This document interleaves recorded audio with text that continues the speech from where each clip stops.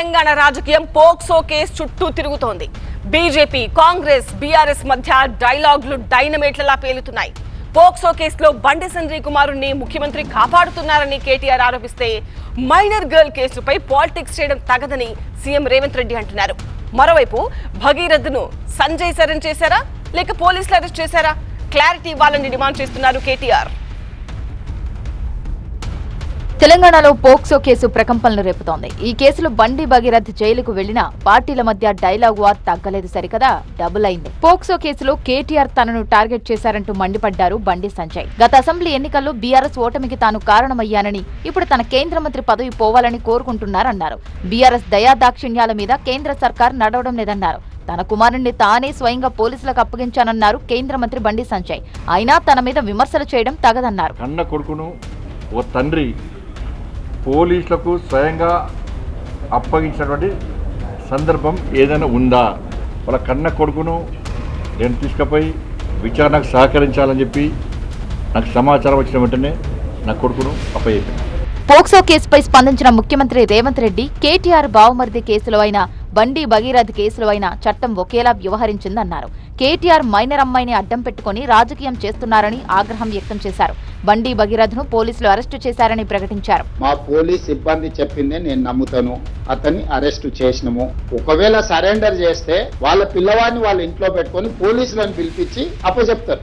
అప్పజెన్షన్ మీ ఇల్లా నా ఇల్లా? రోడ్డు మధ్యలో పోలీసులు నాకాబందీ చేసి వెహికల్స్ ని చెక్ చేస్తున్నప్పుడు అప్పా జంక్షన్ లో బండి భగీరథ పోలీసులకు చిక్కిండు. ఇది మా పోలీసులు నాకు చెప్పింది. నిజంగానే అతన్ని సరెండర్ చేసేది ఉంటే అతను ఎక్కడున్నాడో అక్కడికి ఈడ మా అబ్బాయి ఉన్నాడు, మీరు వచ్చి పోలీసులు ఇతన్ని సరెండర్ చేసుకోండి అని చెప్పిండ్రు అనుకోండి, అప్పుడు మనం సరెండర్ అనుకోవచ్చు. అసలు కేటీఆర్ అనేవాడు అసలు మనిషి ఎవడన్నా మనిషి ఇట్లా వ్యవహరిస్తాడని? రాజకీయాలు కావాలంటే ఎన్నికల కొట్లాడు.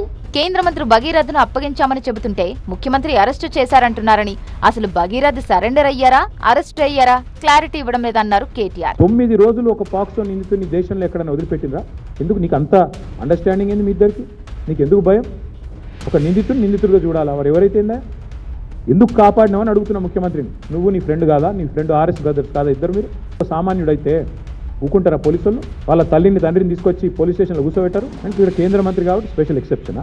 అంటే నువ్వు రేపు చేయి, మర్డర్ చేయి, ఏమైనా చేయి, కేంద్ర మంత్రి కొడుకు అయితే మేము ముట్టుకోమనా?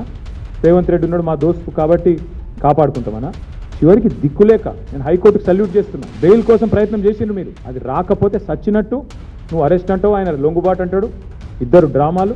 బండి భగీరథ్ విషయంలో డీజీపీ చెప్పిన సమాధానంపై సెటైర్లు వేశారు కేటీఆర్. ముఖ్యమంత్రి, కేంద్ర మంత్రి తోడు దొంగల మాదిరిగా ఇద్దరు తోడు దొంగలే. ఒక మైనర్ బాలిక మీద అఘాయిత్యం జరిగితే ఈ రాష్ట్రంలో కంప్లైంట్ తీసుకోవడానికి పోలీసులు నిరాకరించారు. ఎవడండి ఈ రాష్ట్ర హోంమంత్రి?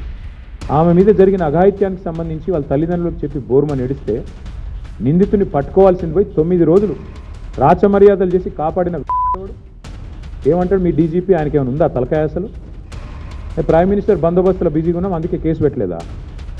ప్రైమ్ మినిస్టర్ బందోబస్తు వచ్చినప్పుడు మొత్తం నేరస్తులందరికీ హాలిడే ఇస్తారా? లేదు మా బావమ్మరి దీంట్లో దొరికినాయి అంటాడు. పెట్టు కేసు ఎవడొద్దన్నాడు ఆయన నిన్ను? ఏం దొరికినాయి? నీ ఎక్సైజ్ సూపరింటెండెంట్ చెప్పింది కదా, అందులో ఏం దొరకలే, ఏం లేదని ఆయన.